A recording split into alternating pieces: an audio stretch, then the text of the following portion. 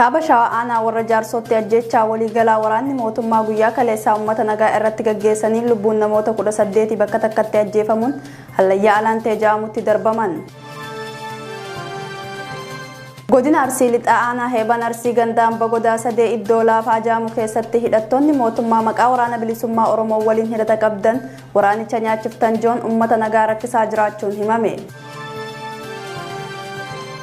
Akkaataa beellama ebla 17 laatameen guyyaa har'aa gaazexeessitoonni Biqilaa Amaanuu Dachaas Wirtuu fi Dasuu Duulaa dabalatee himatamtoonni 17 galmee Qaasim Abdullaahi jalatti himataman mana murtii ol'aanaa Oromiyaatti dhiyaatanii jiru. Koongiransiin dhimma naannoo Somaalee duula waraana naannoo Oromiyaatti gaggeeffamaa jiru yaaddoo beeksise. Al-Shabaab haleellaa buufata waraanaa gamtaa Afrikaa Soomaaliyaa keessa jiru irratti taasisee loltoota 170 ajjeesuu himee jira.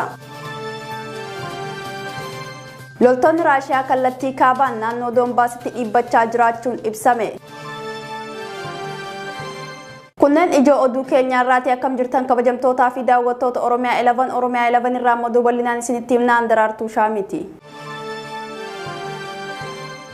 Oduu keenya jalqabaatiin kaaba shawaa aanaa warra jaarsootti ajjechaa waliigalaa waraanni mootummaa guyyaa kaleessaa uummata nagaa irratti gaggeesseen lubbuun namoota 18 bakka takkatti ajjeefamuun hallayyaa alaantee ja'amutti darbaman. Ajjechaa kana dabalatee manneen qonnaan bultootaa hedduun qabeenyaa waliin ibiddaan barbadaa'us maddeen keenya naannicha irraa nuuf eeranii jiru. Guutuun gabaasa kanaa Gammachiis Magarsaatiin isiniif dhiyaata. Godina Kaaba Shawaa aanaa warra jaarsootti waraanni mootummaa ajjechaa waliigalaa guyyaa kaleessaa uummata nagaa irratti gaggeesseen namoonni 18 lubbuun darbuu maddeen keenya ifoomsani. Ajjechaa jumlaa kana kan raawwate raayyaa ittisa biyyaa Itoophiyaatiif humna addaa poolisii Oromiyaa ta'uu kan nuuf eere maddi keenya bakkichaa namoonni ajjeefaman kunneen qeerroowwanii fi qonnaan bultoota ta'uu hima. Waraanni mootummaa opereeshinii farra riphee loltoota balleessuu jedhuun gamasitti bobba'ee jiru waraana bilisummaa Oromoo gandoota baadiyyaa Kaaba Shawaa jalatti argaman guutummaatti to'annoo jala oolfachuun booda naannichatti wal waraansi gaggeeffamaa akka ture dubbatu. Humni mootummaan hidhachiisee bobbaasee abjuu baatii tokko keessatti waraana bilisummaa Oromoo dhabamsiisuu jedhutti dhugoomuu dhabuusaatiin uummata qonnaan bulaa harka duwwaa jiru irratti halloo baachaa kan jiru ta'us himu. Ajjecha guyyaa kaleessaa gaggeeffameenis namoonni sadii aanaadhuma warra jaarsoo ganda jamjam jedhamu irratti qabamuudhaan mana hidhaarraa kan baafaman yoo ta'an kanneen hafan namoonni 15 ammoo ganda qonnaan bulaa Awwaaree Goljee jedhamutti osoo bakka cidhaa amaamoota irra jiranii waraanni mootummaa marsee kan isaan qabe ta'uu maddi keenya dabaluun heera. Akka odeessa maddeen keenya bakkicharraa arganne nuuf heerutti ajjeefamuu qeerroowwanii fi qonnaan bultoota Oromoo kanneen duuba ajaja kaabinootaa fi milishoota aanichaa sabaan amaara ta'an akka keessa jiru shakkii hin qabnu jedhu. Maddi keenya bakkichaa dabaluudhaan akka nuuf heeretti namoonni nagaan 18 kunneen badii tokko malee erga to'annoo waraana mootummaa jala seenanii booda rasaasa akka bokkaatti itti roobsuudhaan erga ajjeesanii booda maatiif hawaasni kaasee akka hin awwaalleef reeffa isaanii aanaadhuma warra jaarsoo bakka qarree gohaa allayyaa alaantee jedhamutti geeffamuudhaan irbaata bineensaatiif kan darbaman ta'us dabaluudhaan nutti himani. Waraanni mootummaa sirna Minilik lammaffaa deebisuuf duula duguggaa sanyii Oromoo irratti labsee gaggeessaa jiru kun Oromoota jumlaan rashanuu dabalatee manaaf qabeenya tilmaamuun nama dhibu ibiddaan barbadeessaa akka jiranis Oromiyaa 11 odeeffatee jira. Akka maddeen keenya nuuf eeraa jiranitti poolisoonni humna addaa Oromiyaa duula duguggaa sanyii Oromoo irratti baname kana morman raayyaa ittisa biyyaatiin hidhannoo hiikkachiifamanii hidhamaa kan jiran ta'us nuuf ibsani. Odeessa dabalataa ammanuu dhaqqabeen tarkaanfii fi duulli duguggaa sanyii waraana mootummaatiin aanaa warra jaarsootti taasifamaa jiru ardhasittuma fufee ooluudhaan lubbuun namoota 8 galaafatamus nuuf kaasanii jiru. Duula duguggaa sanyii Oromiyaa irratti labsame hordofee godinaalee Shawaa Cufa keessatti labsii maqaa opereeshinii farra riphee loltoota balleessuutiin diroonii dabalatee tarkaanfii ajjechaa jumlaa waraanni mootummaa Oromoo irratti fudhataa jiruun Shawaa Bahaa aanaa Fantaallee fi Boosatitti ajjechaa waliigalaa tibbana kan dhaqqabe yoo ta'u haleellaa diroonii aanaalee Gindabaratitti gaggeeffaman ajjechaa jumlaa qonnaan bultoota aanaa Aadaa Bargaa irratti gaggeeffamee fi kana aanaa warra jaarsoo amma ta'e kana dabalatee baatii tokkoon as lubbuun namoota nagaa dhibbaan lakkaa'amanii darbuu isiniif gabaasaa turuun keenya ni yaadatama. Godina Arsii lixaa aanaa Heeban Arsii gandaan Bagodaa Sadee iddoo laafaa jaamu keessatti hidhattoonni mootummaa maqaa waraana bilisummaa Oromoo waliin hidhata qabdan waraanicha nyaachiftan jechuun uummata nagaa rakkisaa jiraachuun himame. Jiraataan achirraa dubbisne akka jirutti torbaanuma kana keessa maqaa waraana bilisummaa Oromoo waboo waliin ta'uudhaan odeeffannoo kennaafii jirtan jechuun bu'uureeffachuudhaan mana namoota 4 ibiddaan barbadeessuu fi namoota 6 to'annoo isaanii jala oolchuu ibsee jira. Waraana bilisummaa Oromoo as keessa qubsiisaatanii as keessa nyaachisaatanii as keessa obaasaa bobbaasaatanii yoo nu gamanaan dhufnu galafiin nu jala geggeessaatanii maqaa jedhuun uummata nagaa gidirsaatumaa baay'ee reebaa turanii manneen jireenyaallee manneen 4 ibiddaan gubanii taateen kun godina Arsii lixaa Heeban Arsii naannoo Laafaa jedhamu keessatti. Achi kaanii ammoo aanama san jala aanama Heeban Arsii jala gandaan bagodaa sadii tuffaa malmaal gandoota jedhamus keessa deemanii akka waraana bilisummaa uummata Oromoo kan isin keessa jiru baaftanii lafa isin qotattanii jireenyi isin jiru jedhanii uummata nagaan jiraatu goolaa jiranii. Mana gubatiisan keessatti midhaanis wajjin gubatee waan lubbuu qabu qofatu bahe malee homaa wanti qabeenya jedhamee bahuulleen dhoorganii. Waraanni mootummaan naannichatti bobbaase ganda keessa naanna'uun uummata nagaa rakkisaa jiraachuu kan himu jiraataan kun keessumattuu namoota sabboonummaa qaban irratti xiyyeeffachuun hidhuu qeefii qabeenya isaanii jalaa barbadeessuun qaamolee kunneeniin raawwatamu akka malee cimaa jiraachuu himee jira. Uummanni naannichaa wantoota qaamolee mootummaa kunneeniin gaafataman nuti hin beenu jechuun waakkatanis hidhattoonni mootummaa biyyattiin ajajamu kun gara laafummaa tokkoon malee uummata nagaa irratti gochaalee gara jabummaa raawwachaa jiraachuun ibsame. Gochaan akkasii kun gandoota naannichaa hedduu keessatti raawwatamaa kan jiru yoo ta'u, uummanni Oromoo naannicha jiraatu hanga bakka waraanni bilisummaa Oromoo jiru nu garsiistanitti qotachuun hin jiru jechuun uummata hojii idilee isaanii irraa dhorkuudhaan dhiibbaa garaagaraa irraan geessisaa jiraachuus himu. Godina Arsii lixaa aanaalee hedduu keessatti maqaa waraana bilisummaa Oromoo waliin hidhata qabdan joon waraanni mootummaan bobbaase uummata nagaa ajjeesuu hidhuu fi qabeenya uummataa barbadeessuun irra deddeebiin akka raawwatamu jiraattonni Oromiyaa ilafa yeroo adda addaatti dubbisaa turanii himatu. Akkaataa beellama ebla 17 laatameen guyyaa irraa gaazexeessonni Biqilaa Amaanuu Dachaas Wirtuu fi Dasuu Duulaa dabalatee himatamtoonni 17 galmee Qaasim Abdullaahi jala jiran mana murtii olaanaa Oromiyaatti dhiyaatanii jiru.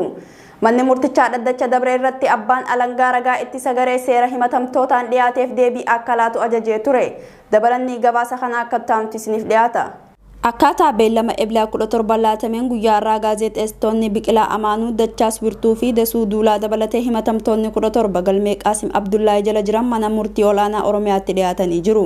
Manni murtichaa dhaddacha dabre irratti abbaan alangaa ragaa ittisa garee seera himatamtootaan dhiyaateef deebii akka laatu ajajee ture. Miseensa garee seeraa kan ta'e guddanneen addis istaandaardiif akka himetti waa'ee adeemsa seeraa irratti akkasumas himatamtoonni yakka eeraman keessa akkamittiin akka hirmaatanii fi akkamiin heera mootummaa akka faalleessan ilaalchisee gaafii iftoomanii dhiyeessuu isaanii himee jira. Abbaan alangaa himatamtoonni qabatamaa yakka keessatti hirmaannaa akka qabanii fi himatichi sirrii akka ta'e ibsee jira guddanneen. Manni murtichaa caamsaa 12 murtii akka dabarsu addis istaandaarditti himee jira. Gareen falmaa seeraa himatamtoota ittisuuf waliigalteewwan idila addunyaa gaazexeessummaa heera mootummaa fi waliigaltee seera qabeessaa fi idila addunyaa eeruun dubbatee jira. Himatamtoonni 17 kun mootummaa ce'umsa Oromiyaa hundeessuuf jecha mootummaa adeemsa seera qabeessaan hundeeffame diiguuf hojjetanii jiru jedhamanii himatamuun ni yaadatama. Bara dabre to'annoo jala kan oolan yoo ta'u yeroo ammaa kana magaalaa Sabbataa mana hidhaa Dalaatitti argamu. Dhaabbanni idila addunyaa mirga gaazexeessotaaf falmu ibsa kaleessaa baaseen Dasuu Duulaa fi Biqilaa Amaanuu hatattamaan akka gadhiifaman fi himanni isaan irratti dhiyaatan hunduu akka ka'u jechuudhaan waamicha dhiyeessee jira. Koongiransiin dhimma naannoo Somaalee ibsa baaseen duula waraana bulchiinsi Abiyyi Ahmad maqaa woboo balleessuu jedhuun naannicha keessatti gaggeessaa jiruun duula hamaa fi uummata Oromoo balleessuuf kaayyeeffate jechuun ibsee jira. Rakkoon siyaasaa kan mariidhaan xumuramu malee waraanaan furmaata fiduuf yaaluun fudhatama kan hin qabne ta'uu kan eere ibsi koongirensii dhimma naannoo Somaalee tarkaanfiin bulchiinsi Abiyyi Ahmad fudhataa jiru furmaata rakkoo siyaasaa biyyattii ta'uu hin danda'u jedhee jira. Kana malees mootummaan Abiyyi Ahmad duulli waraana xiyyaarota diroonii fi meeshaalee waraanaa gurguddaan gaggeeffamaa jiran namoota nagaa siviiliin osoo hin fooyya'in gaggeeffamaa jiraachuu fi dhumaatii namoota nagaa baay'eef sababa ta'uu yaadachiisee jira. Tarkaanfii mootummaan fudhachaa jiruufis hawaasni Oromoo diddaa fi obsa daangaa hin qabne agarsiisaa jiraachuu kan eeru ibsi kun haleellaawwan kun iddoowwan namoonni nagaa baay'inaan jiraatanitti taasifamaa jiraachuu dubbata. Dhuma irrattis koongiransiin dhimma naannoo Somaalee sochii fi qabsoo uummanni Oromoo mirga ifiin if bulchuu fi nagaan naannoo isaa irratti jiraachuuf qabu akka bulchiinsa naannoo Somaaleetti kan deeggaru ta'uu ibsee jira. Al-Shabaab haleellaa buufata waraanaa gamtaa Afrikaa Somaaliyaa keessa jiru irratti taasiseen loltoota 170 ajjeesuu himee jira. Haleellaa kana sababeeffachuun durataan Koomishinii Gamtaa Afrikaa Muusaa Faakii haleellaa Al-Shabaab buufata waraanaa gamtaa Afrikaa bakka loltoonni Burundii buufatan irratti raawwate balaaleffatanii jiru. Guutuun gabaasa kanaa Qumbii Gidaabootiin isiniif dhiyaata. Al-Shabaab haleellaa buufata waraana gamtaa Afrikaa Somaaliyaa keessa jiru irratti taasiseen loltoota 170 ajjeesuu hime.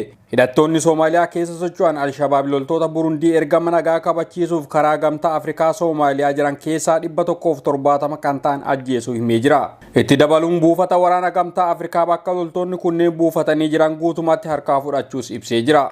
Buufatni waraanaa loltoonni Burundii keessa turan magaalaa Maqdishoo irraa gara kaaba bahaatti fageenya kiiloomeetira 100 irratti argama. Kaleessa gara barii lafaatti dhukaasni cimaan naannichaa akka dhagahamaa ture gabaafamee jira.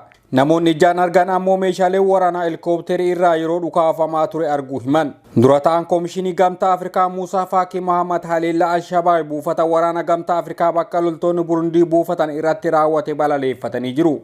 Koomishinerichi loltoota Soomaaliyaatti nageenya buusuuf jecha aarsaa ta'an galateeffachuudhaan maatii isaanii fi mootummaa Burundii kan loltoota isaanii dhabaniif jajjabina hawwanii jiru. Muusaa Faakiin gocha ta'e balaleeffachuu malee namoonni meeqa akka ajjeefaman lakkoofsa isaanii hin himne. Gabaasni Reuters tokko akka jedhutti waraanni gamtichaa dhume ifa ta'uu baatu iyyuu jiraataan naannichaa tokko namni nagaa 3 haleellaa kanaan ajjeefamuu himeera jedhe. Kanneen haleellichaan madaa'an ariitiidhaan akka fayyan hawwii qaban ibsuudhaan gamtaan Afrikaa ergama Soomaaliyaatti nageenya deebisuuf mootummaa biyyichaa deeggaruuf hojjechaa jiru cimsee akka itti fufuuf himanii jiru. Muusaa Faakiin kanneen haleellichaan madaa'an ariitiidhaan akka fayyan hawwii qaban ibsuudhaan gamtaan Afrikaa ergama Soomaaliyaatti nageenya deebisuuf mootummaa biyyichaa deeggaruuf hojjechaa jiru cimsee akka itti fufuuf himanii jiru. Haleellaan kun kutannoo waraana gamtichaas hin laaffisu jedhan. Gareen hidhattoota Alshabaab jedhaman kun yeroo hedduu haleellaa wal fakkaataa kana gaggeessaa turan. Kunis boombii fi qawween dhukaasa banuudhaan yoo ta'u mootummaa giddu galeessa Soomaaliyaa mormuudhaan waraanatti jiru. Humni gamtaa Afrikaa maqaa Atimaas jedhamuun beekamu loltoota biyyoota hedduu of keessaa qaba. Loltoonni Ugaandaa, Keeniyaa, Burundii, Jibuutii fi Itoophiyaa Alshabaab waraanuudhaaf karaa gamtaa Afrikaan bobbaafamuudhaan Soomaaliyaa keessa jiru. Mootummaan Soomaaliyaa kan Alshabaab waliin lolatti jirus xiyyeeffannaa haleellaa keessa galee akka turettu himama. Bara 2007 keessa manni maree nageenyaa fi tasgabbii gamtaa Afrikaa loltoonni akka Soomaaliyaatti bobbaafamaniif raggaasisee ture. Bobbaa waraanichaa manni mareeyyoon akkasuma deeggaruudhaan ergamicha kan fudhate Amiisoon Soomaaliyaa keessatti Alshabaab waraanaa jira. Oduu keenya xumuraatiin loltoonni Raashiyaa kallattii kaabaan naannoo Doonbaasitti dhiibbachaa jiraachuun ibsame. Maddee Yukureen akka ibsanitti loltoonni Raashiyaa kallattii kaabaan loltoota Yukureen iddoo isaan qubatanii jiranitti marsuuf tattaafachaa jiraachuun gabaafamee jira. Guutuun gabaasa kanaa Maadii Abdulbaasitiin isiniif dhiyaata. Loltoonni Raashiyaa kallattii kaabaan naannoo Doonbaasitti dhiibbachaa jiraachuun ibsame. Maddeen Yukureen akka ibsanitti loltoonni Raashiyaa kallattii kaabaan loltoota Yukureen iddoo isaan qubatanii jiranitti marsuudhaaf tattaafachaa jiraachuun gabaafame. Guyyaa kibxataa haala yeroo irratti ibsa kan laatan hoogganaan humna ittisaa Yukureen loltoonni Raashiyaa lafoo fi konkolaataadhaan giddugala waraanaa Iziyumii fi Bervaankoof jedhamanitti sochii taasisaa jiraachuu dubbatanii jiru. Sochii kana jabeessuufis humnootni weerartootaa kun baatiriiwwan miisaayiloota miilimeetirii 240 fi rokkeettiiwwan Ismeerch jedhaman naannoo Belgorood irraa gara naannoo dhiheenya Iziyumitti geejjibaa jiraachuu ibsan. Loltoonni Raashiyaa magaalaawwan akka Leeyimaan, Siviiroodoonesk, Eevidkaa fi Kuraakoov irratti haleellaa isaanii cimsaa kan jiran yoo ta'u hanga ammaa to'annoo daangaa irratti kan taasisan yoo ta'e wanti qulqullaa'e hin jiru. Gama birootiin gamtaan Awurooppaa waraana Yukireeniin wal qabate Raashiyaa irraa boba'aa bituu adda kutuu dabalatee yakka waraanaa irratti kanneen qooda qabaachuun shakkaman irra qoqqobbii kaa'uudhaaf karoora dhiheessee jira. Pireezidaantiin Koomishinii Gamtaa Awurooppaa Ursulaa von der Leyen karoorri haaraan gamtichi qopheesse Raashiyaa irra dhiibbaa godhamu haala Awurooppaa hin miinan jabeessuu akka ta'e dubbatan. Boba'aa Awurooppaa Raashiyaa irraa bittu ji'a 6 keessatti guutumatti adda kutuudhaaf karoorri bahu pireezidaantittiin himanii jiru. Hoogganoota waraanaa yakka waraanaa Buuchaa fi Maariyaapoooliin shakkaman irrattis qoqqobbiin haaraan akka kaa'amu ibsanii jiru. Namoota dhuunfaa Awurooppaan qoqqobbii irra kaa'uudhaaf karoorsite keessaa Paatriyaarkiin mana amantaa Ortodoksii Raashiyaa, Paatriyaarki Kiriilii fi maatii dubbii himaa mootummaa Raashiyaa Dimeetirii Peeskoof ni argamu. Yuukireen akka injifattu barbaanna kan jedhan pireezidaantiin Koomishinii Awurooppaa waraanaan duuba Yuukireen haala bayyanattuu irrattis akka hojjetan himanii jiru. Egaa kabajamtootaa fi daawwattoota keenya oduu narraaf qindeeffanne kanneen hanga ammaa turanii oduu isinitti himuun ta'e isin faana turte Andaraartuu Shaamiti ogeessa kaameraa fi teeknikaa Ifaa Aminaa waliin ture gama kiyyaan nageetti qophiilee Oromiyaa 11 kanneen hafan wajjin turtii gaarii.